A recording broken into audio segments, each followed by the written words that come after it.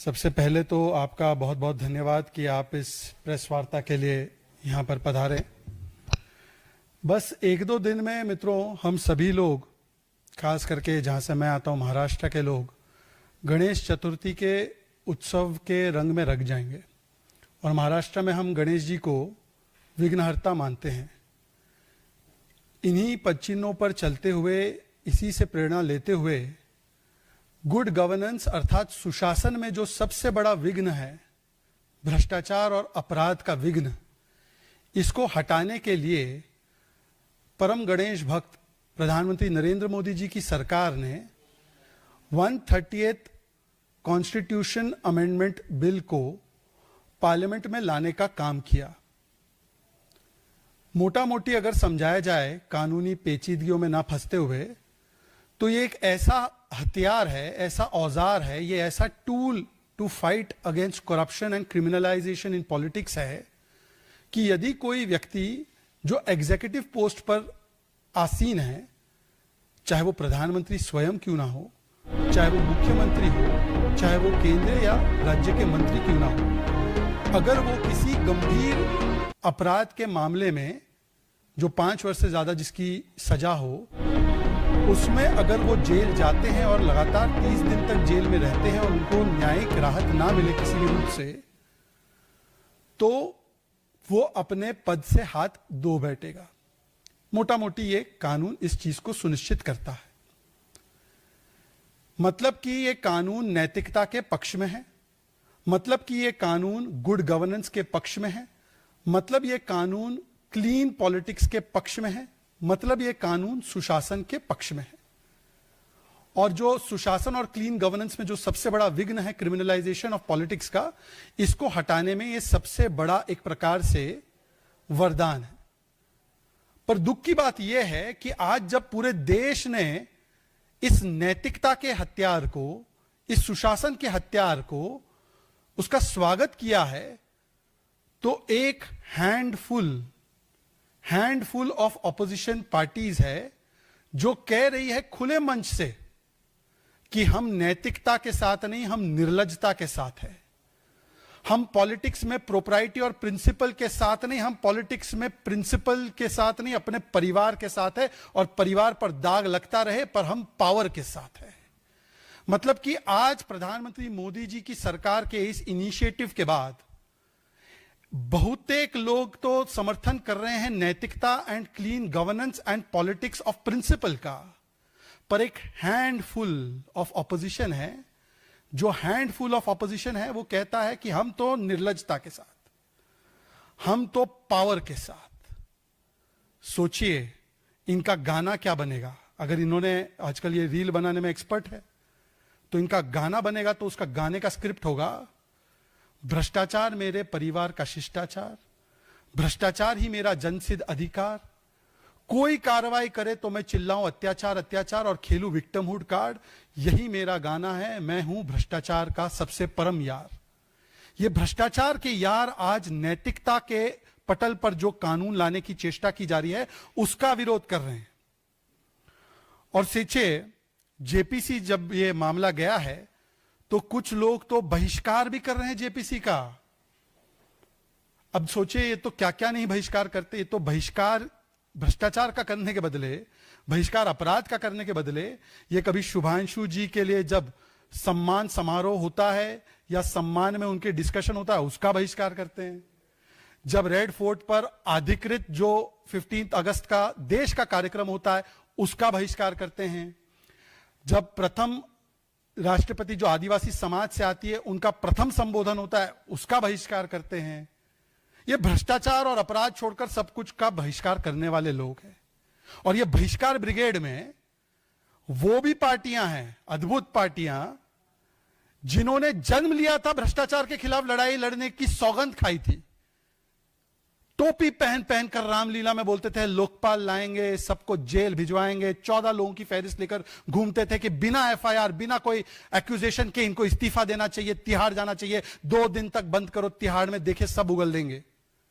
ये ऐसा कहने वाले लोग, इनका भी पॉलिटिकल यूटर्न या यूं कहूं सियासी धर्मांतरण, पॉलिटिकल कन्वर्जन ऐसा हुआ है कि अन्ना छोड़ के लालू तक झाड़ू छोड़ के दारू तक, पाठशाला छोड़ के मधुशाला तक, और शराब में ऐसे खराब हुए कि अब बोलते हैं कि जिनको तिहाड़ भेजने का प्लान था उनके साथ बैठकर बोलते हैं कि तिहाड़ से सरकार चलनी चाहिए, और चलाई भी। 150 दिन तक तिहाड़ से सरकार चलने का अगर एकमात्र उदाहरण था तो वो इन्हीं व्यक्तियों से था, ये जो आए थे राजनीति को बदलने के लिए। खुद कितना बदल गए। ये जो कानून है, ये जो प्रिंसिपल ऑफ नैतिकता है, इसका जन्म कहां से होता है? जन्म तो संविधान सभा में जब चर्चा चल रही थी के.एम. मुंशी से लेकर बाकी हमारे महानुभावों की, तो उन्होंने ये हमेशा सोचा था कि एक नैतिकता की राजनीति होगी। उनको तो लगा कि भाई हमारे नेता आएंगे तो वो नेता होंगे लाल बहादुर शास्त्री जी जैसे, कि एक आरोप लगाने की इस्तीफा दिया, लाल कृष्ण आडवाणी जी जैसे एक आरोप लगाने की इस्तीफा दिया, मदन लाल खुराना जी जैसे केवल ML लिखा था डायरी में और वो एंट्री तो इज नॉट इवन प्रूफ, तो मुख्यमंत्री पद त्याग दिया। गृह मंत्री अमित शाह जी जैसे कि भाई जेल जाने से पहले, आरोप लगने से पहले या आरोप सिद्ध होने से पहले ही उन्होंने इस्तीफा दे दिया। उनको तो लगा कि ऐसी नैतिकता के पटल पर राजनीति होगी। उन्होंने कभी यह नहीं सोचा कि निर्लज्जता का सबसे शर्मनाक प्रदर्शन करने वाला व्यक्ति वो होगा जो लोकपाल की मांग रामलीला मैदान से करता था, और वो कहेंगे कि हम नहीं देंगे इस्तीफा। 150 दिन, 160 दिन जेल से सरकार चलाई, और जेल से जब सरकार चलाई तो कोर्ट्स ने, हाई कोर्ट ने टिप्पणी की कि आप क्या कर रहे हैं, पर्सनल इंटरेस्ट को नेशनल इंटरेस्ट के ऊपर रख रहे हैं। इनके एक और साथी सेंथिल बालाजी, उन्होंने 244 दिन मंत्री पद ग्रहण रखा, यहां तक कि जब सुप्रीम कोर्ट ने इनको राहत भी दी तो वार्निंग देना पड़ा कि यदि इनको फिर से बनाया मंत्री तो हम सीधा जेल में अंदर भेज देंगे। ये क्या चल रहा है? ये एडमिनिस्ट्रेशन ऐसे होगा? इन्फ्लुएंस होंगे विटनेसेस, किस प्रकार से दबाव डाला जाएगा? इन्वेस्टिगेशन में तो बाधा होगी ही होगी, पर आप सोचिए प्रैक्टिकली भी ये क्या चाहते हैं। ये हम लोग कोविड में थे तो आप सभी लोग, हम लोग सब वर्क फ्रॉम होम करते थे। ये पहली बार वर्क फ्रॉम जेल कॉन्सेप्ट चाहते हैं क्या इस देश में? वर्क फ्रॉम जेल होगा मतलब कि मुख्यमंत्री बैठेंगे अंदर, कैबिनेट की मीटिंग जेल के अंदर होगी। ये प्रैक्टिकल है क्या? मान लीजिए कि युद्ध या मान लीजिए बाढ़ की स्थिति आती है, अर्जेंट डिसीजन लेना है, कैसे लिया जाएगा? जेल के भीतर से? या आप सोचिए, कल्पना कीजिए कि जो कैबिनेट की फाइल्स होती है, आप लोग कवर करते हैं गवर्नमेंट को, सीक्रेट होती है। अब जब कुछ अंदर आता है जेल के, वो तो चेक होकर आती है, तो क्या ये सीक्रेट फाइल्स अब वहां के प्रशासन को बताकर फिर अंदर आएगी कैबिनेट मीटिंग के लिए? और जन सुनवाई कहां होगी? हालांकि ये लोग जनता से कटे हुए लोग हैं, पर जन सुनवाई क्या? आप जेल में एक मतलब अलग से कमरा होगा, वहां पे जनता आएगी और अपनी प्रॉब्लम्स बताएगी जब महाशय जेल में होंगे तब? ये किस प्रकार की व्यवस्था चाहते हैं? तो नैतिकता पर तो ये कहीं पर भी टिक नहीं पाता, प्रैक्टिकलिटी पे भी नहीं टिक पाता। और वैसे तो ये लोग कहते हैं ना, ये सामाजिक न्याय का बोर्ड पहनकर घूमते हैं, सामाजिक न्याय का बोर्ड पहन के घूमते। सामाजिक न्याय का सबसे अहम प्रिंसिपल क्या है? राइट टू इक्वालिटी, समता का अधिकार, समानता का अधिकार। अब आप देखिए कि कोई अगर केंद्रीय कर्मचारी हो सरकारी, तो वो CCS के रूल से गवर्न होता है, और रूल 10(2) बोलता है कि यदि कोई कर्मचारी 2 दिन तक अगर जेल में रहे तो ऑटोमेटिक सस्पेंड हो जाता है। वाह भाई वाह! केंद्रीय सरकार का या कोई सरकारी कर्मचारी तो 2 दिन तक जेल रहे वो सस्पेंड हो जाए, पर ये जो सामाजिक न्याय का पाठ पढ़ाने वाले, आर्टिकल 14 का हवाला देने वाले चाहते हैं कि भाई मंत्री और मुख्यमंत्री या बड़े ओहदे पर बैठा हुआ व्यक्ति जेल से सरकार चलाए। ये क्या सामाजिक न्याय और समानता है क्या? ये राइट टू इक्वालिटी है आपका? बताइए। इस पर भी कोई जवाब नहीं। कहा जाता है कि टारगेट किया जाएगा, हमें टारगेट किया जाएगा। अरे कहां से टारगेट होंगे भाई साहब? आप अपना इतिहास तो देखो। एक कन्विक्टेड चारा चोर, दूसरा अक्यूज्ड लैंड चोर, तीसरा जॉब चोर, चौथा माइन चोर, ये सारे चोर मिलकर बोल रहे हम टारगेट होंगे। भ्रष्टाचारियों का बैंड वैगन एक होकर भ्रष्टाचार और अपराध को कम करने या उसको नस्तनाबूद करने के कानून का विरोध कर रहा है और संविधान का हवाला दे रहा है। बोले डेमोक्रेसी बचा रहे। नहीं भाई साहब, आप डेमोक्रेसी नहीं बचा रहे, आप अपने परिवार के द्वारा किए गए भ्रष्टाचार को बचा रहे। ये डेमोक्रेसी बचाओ का आप आदर्श गिना रहे हैं, जिन्होंने एक फोन करके फतवा जारी करके राजन्नाथ जी को हटा दिया। एसटी नेता थे ना, क्या गलती थी राहुल जी उनकी कि उन्होंने सच उगल दिया। ये डेमोक्रेसी का पार्ट वो शशि थरूर जी की पार्टी पढ़ा रही है। जो शशि थरूर जी ने ऑपरेशन सिंदूर का समर्थन क्या कर दिया, उन्होंने बोल दिया कि भाई ये भारत की जो है एक प्रकार से मुंह तोड़ जवाब से पाकिस्तान गिड़गिड़ाया, तो भाई शशि थरूर को म्यूट कर दिया। इनके एक नेता है, हम तो डिबेट में जाते हैं रोज सुबह शाम, तो वहां पे एक नेता आते संजय झा, एक बार उन्होंने आर्टिकल लिखा कि भाई पार्टी में ये चीजें सुधार होनी चाहिए, तो आज तक सस्पेंडेड है। आज तक Sanjay Jha suspended for ever. ये लोग हमको डेमोक्रेसी का पाठ पढ़ा रहे जो इमरजेंसी के पोता पोती है, जिन्होंने अपने बच्चों का नाम, बेटों का नाम, बच्चों का नाम इमरजेंसी के विरोध में जो कानून का विरोध किया था मीसा का, उसके ऊपर रखा। वो हमको डेमोक्रेसी बचाने का पाठ पढ़ा रहे, भ्रष्टाचार को बचाते हुए। गजब है। चलिए, टारगेट करना होता तो प्रधानमंत्री पद को क्यों रखा जाता? आज गृह मंत्री जी का एक बहुत ही अच्छा एक इंटरव्यू आया है और आप सभी लोगों ने उसको देखा होगा। उसमें तो पूछा गया गृह मंत्री जी से, तो गृह मंत्री जी ने बताया कि किस प्रकार से प्रधानमंत्री जी जिस चीज को लागू करते हैं वो अपने आप को कानून के ऊपर नहीं, वो अपने आप को इक्वल अंडर द लॉ समझते हैं। तो उन्होंने बोला कि इस व्यवस्था में प्रधानमंत्री को भी होना चाहिए। अब कॉन्ट्रास्ट कीजिए 50 वर्ष पहले क्या हुआ था। अभी हम लोगों ने हाल ही में 50 वर्ष ऑब्जर्व किए थे संविधान हत्या दिवस के। उस समय एक प्रधानमंत्री थी इंदिरा गांधी, आयरन लेडी जिनको कहते हैं कांग्रेस वाले। इन्होंने जब कन्विक्ट हुए इलेक्टोरल फ्रॉड के लिए, तो पोस्ट फैक्टो कानून लाया, संविधान में बदलाव लाया कि प्रधानमंत्री पर कोर्ट कोई सवाल नहीं खड़े कर सकता।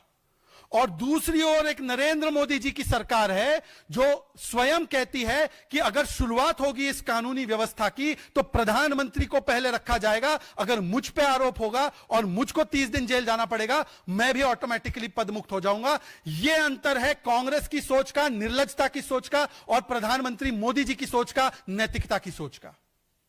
यह दोनों में स्टार्क डिफरेंस है। हम टारगेट कर रहे हैं किसी को। हमारे सबसे ज्यादा मुख्यमंत्री है ना भाई। कानून अगर अप्लाई होगा तो किसको, कौन जाएगा पहले? सीएम के ऊपर आएगी ना ये गाज। सीएम किसके ज्यादा है? आपके तो 3 है कांग्रेस वालों के, हमारे 14 से अधिक, एनडीए के तो बहुत, बाकी पार्टियों के तो 1-1 सीएम है। हमारे ज्यादा सीएम है, मंत्री हमारे ज्यादा है, प्रधानमंत्री हमारा है। हम टारगेट करने के लिए कानून लाए। और टारगेट किसको करेंगे भाई? ये जरा अपना इतिहास खंगाल के तो देखें। ये जेएमएम पहली बार कन्विक्ट कब हुई? 94 में ब्राइबरी स्कैंडल में हम थे क्या? ये लालू जी पहली बार जेल कब गए चारा घोटाले में? क्या हमारी सरकार थी क्या? लालू जी का पहला कन्विक्शन कब हुआ? 2013 में हमारी सरकार थी क्या? सोनिया जी, राहुल जी अक्यूज नंबर 1 और 2 नेशनल हेराल्ड में कब बने? कोर्ट के द्वारा 2012-13 में। हम थे क्या? पहली बार ए राजा कब जेल गए? हम थे क्या? आदरणीय मुलायम सिंह यादव जी पर डिस्प्रोपोर्शनेट एसेट्स केस चलाया किसने? हम थे क्या? कांग्रेसी नेताओं ने किया था केस। तो ये तो ऐतिहासिक तौर पर ये भ्रष्टाचारी है। इनका तो ट्रैक रिकॉर्ड ऑफ करप्शन है, गोल्ड मेडलिस्ट ऑफ करप्शन है ये लोग। आज बोल रहे हैं हम टारगेट हो रहे हैं। हां, उस समय पर केस फाइल हो जाते थे, कुछ कंक्लूजन नहीं होता था। आज केस फाइल होता है और जेल जाना पड़ता है और रिकवरी होती है और 99% कन्विक्शन रेट है। अच्छा, ईडी के विषय में भी ये कांग्रेस और आप की तो जबरदस्त जुगलबंदी है। इसको कह सकते हैं ना, हिपोक्रेसी की सबसे ऊंची सीमा पर ये दोनों खड़े हो जाते हैं। कांग्रेस बोलती है ED is being used for targeting us, ठीक है। यही ईडी जब अरविंद केजरीवाल के ऊपर कार्रवाई करे और सुप्रीम कोर्ट राहत ना दे और कंडीशन लगाए कि भाई इनको सीएम ऑफिस में घुसने नहीं देंगे, तो सबसे ज्यादा पोस्टर दिल्ली में पता है किसने लगाया कि ये केस हमने शुरू किया, हमने किया, मैंने किया, ये Pawan Khera and company, Congress party ने। तब ईडी एकदम बढ़िया, हम पे हो गुनहगार, दूसरों पर हो चमत्कार। हिपोक्रेसी है यार। ये आम आदमी पार्टी वाले, ED is being used, ED is being used. और यही ईडी जब कार्रवाई करे छत्तीसगढ़ के पूर्व मुख्यमंत्री भूपेश बाघेल पे, तो ऑफिशियल प्रेस कॉन्फ्रेंस करके बोला, अरे राहुल गांधी को भी गिरफ्तार कर दो। Rahul ji, ED is being misused, ED is being misused. फिर आया पिनराई विजयन को भी जेल में डाल दो ईडी के इस्तेमाल से। ये उनका ऑफिशियल बयान है। He wants Pinarayi Vijayan to be put in jail for corruption. मतलब ये क्या है? केरला में पिनराई विजयन और लेफ्ट करप्ट है, और जैसे ही केरला की सीमा खत्म हो जाती है तो वो नॉन करप्ट हो जाते हैं।